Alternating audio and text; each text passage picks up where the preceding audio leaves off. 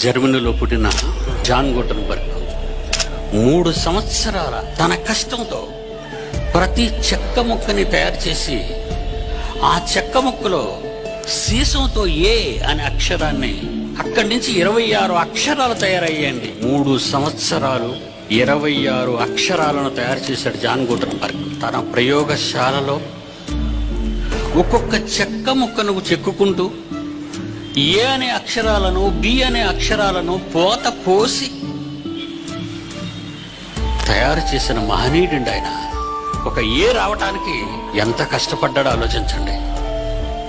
ఇలా ఎన్ని ఏలు, ఎన్ని బీలు, ఎన్ని సీలు పోత పోసి తయారు చేసిన అక్షర మాలికతో 66 పుస్తకాల దేవుని మాటల మహాజ్ఞానాన్ని ప్రపంచానికి ముద్రించాడండి. The first printing book in John Gutenberg press, the Bible.